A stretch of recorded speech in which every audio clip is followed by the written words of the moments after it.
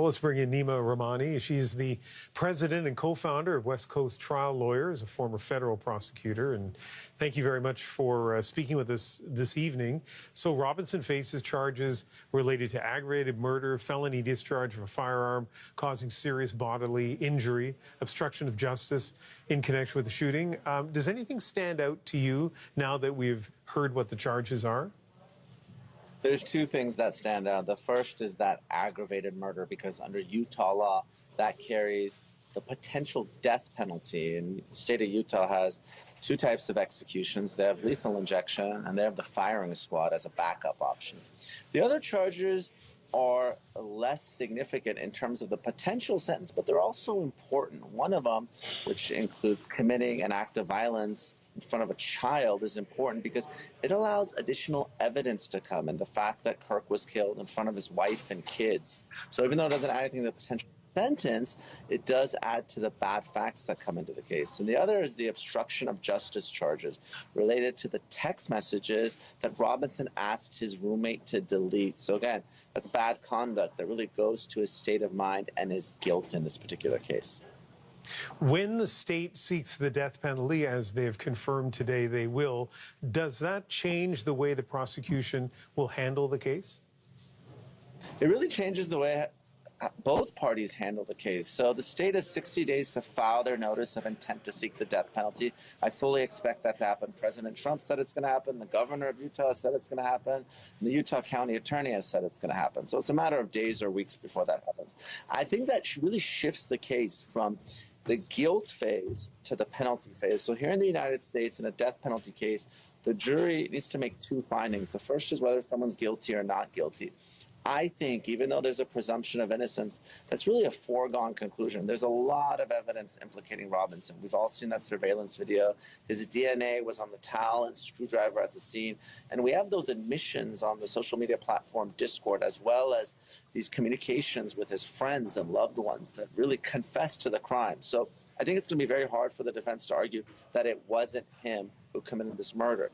Then we move to the next part of the case, which is the penalty phase. And in this part, the jurors need to weigh the aggravating and mitigating circumstances in the case. And let's not forget, the United States, they need 12 out of 12 jurors unanimously to return a death sentence. Otherwise, he gets life without the possibility of parole.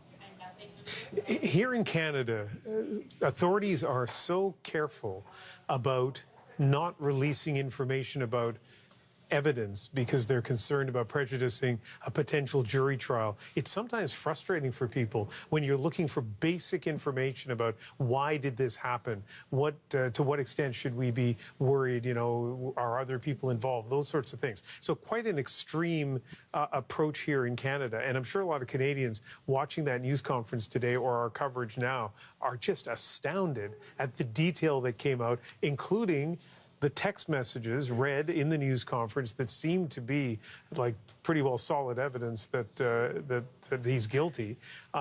Is it possible, given all that's out there and the emotions swirling around as well, and the president weighing in as well, is it possible to have a fair trial?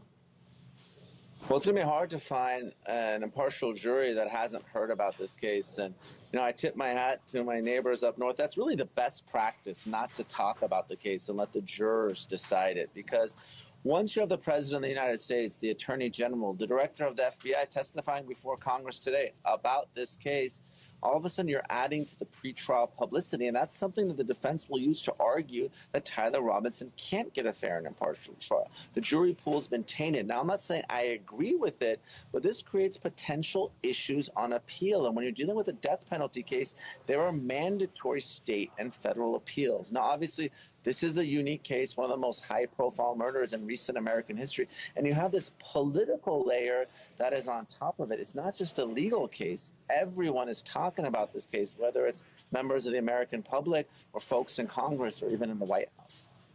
It is a basic criminal sort of principle of criminal justice in Canada, and I'm sure in the United States as well, that people need to have a fair and proper defense, that a lawyer needs to take on a case even for the most odious potential suspects and crimes. Do you worry that in this situation it'll be difficult to find lawyers to step forward and act for the accused?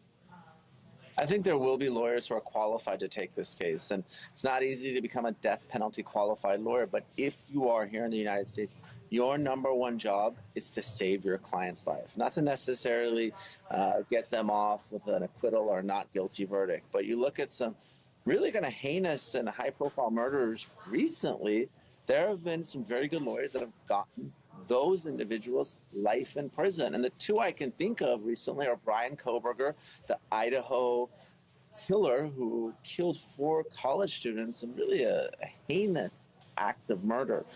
He got a life deal. And then you look at Nicholas Cruz, the Parkland school shooter in Florida, the worst school shooting in American history.